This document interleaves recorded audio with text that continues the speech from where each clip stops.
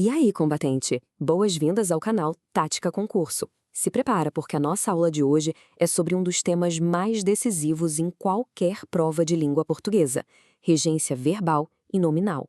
Vamos juntos desvendar todos os segredos para gabaritar esse assunto de uma vez por todas.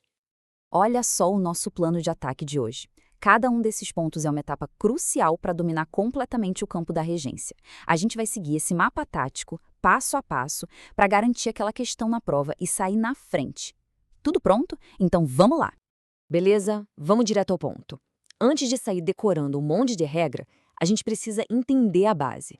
Afinal, o que é essa tal de regência? É bem mais simples do que parece. Pensem nisso como uma relação de comando, quase como no exército. Tem um termo que manda, que é o regente, e tem outro que obedece, o regido. É exatamente essa relação de dependência, de poder, que a banca vai usar para testar a atenção de todo mundo. Entender quem manda e quem obedece é o primeiro passo para a vitória. E aqui está o pulo do gato para não confundir as duas. A diferença está em quem está no comando. Na regência verbal, o chefe é o verbo. Olha só, necessitam de. Já na regência nominal, quem manda é um nome. Veja um exemplo. Tinham necessidade de. A lógica da dependência é a mesma, só muda quem está dando as ordens na frase. Agora a gente vai entrar no coração da matéria, no território onde a banca adora montar armadilhas. Os verbos camaleão. São aqueles verbos que mudam totalmente de sentido só por causa da preposição que vem depois. Dominar esses aqui é garantir pontos valiosos. Vamos começar com o clássico das provas, o verbo aspirar. No sentido literal, de cheirar, de sugar o ar, ele não pede preposição. Aspirar o aroma. Fácil, né? Mas, e se o sentido for de desejar, de almejar um objetivo? Aí a preposição a se torna obrigatória. Ele aspira ao cargo. A presença ou a ausência desse a muda completamente o jogo. Agora foco total no verbo assistir, um verdadeiro mestre dos disfarces. Primeiro, no sentido de ajudar. Ele é direto, não tem preposição. O médico assistiu o paciente. Simples. Mas e no sentido mais comum? De ver, de ser espectador. Aí a preposição a é obrigatória. Eu vou assistir ao filme. Essa é a pegadinha número 1 das provas. E ainda tem um terceiro sentido, de caber, pertencer, que também exige o a. É um direito que assiste ao trabalhador. Fiquem de olho nessas mudanças. E para fechar nossa trinca de ouro, o verbo visar. A lógica é a mesma que a gente já viu. Se a ação é física, tipo mirar ou assinar um documento, não tem preposição. Visou o cheque. Mas se o sentido for abstrato, um objetivo a ser alcançado, a preposição a é indispensável. O projeto visa a mudança. Perceberam o padrão? Ação concreta contra objetivo abstrato. Grave isso. Alerta máximo agora, pessoal. Entramos numa zona de perigo, uma armadilha que derruba muito candidato bom.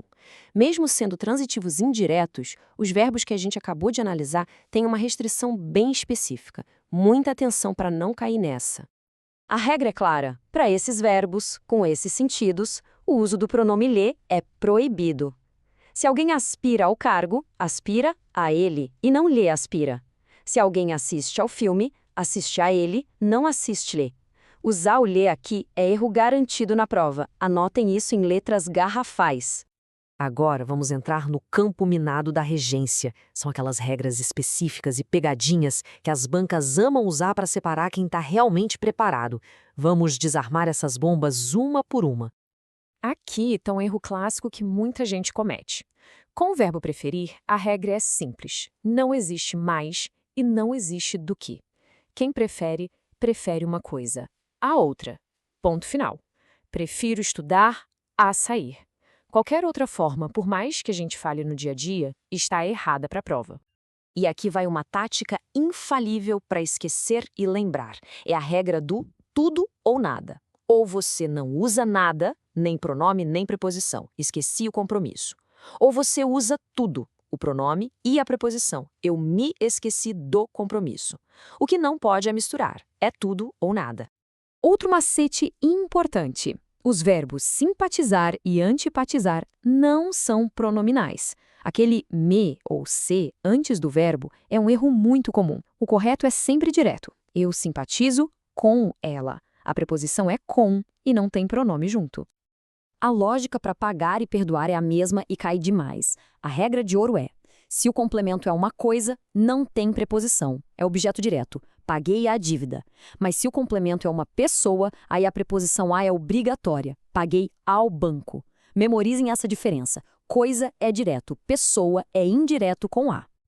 Até agora, focamos nos verbos, que são os grandes protagonistas da regência, mas não podemos esquecer do poder dos nomes.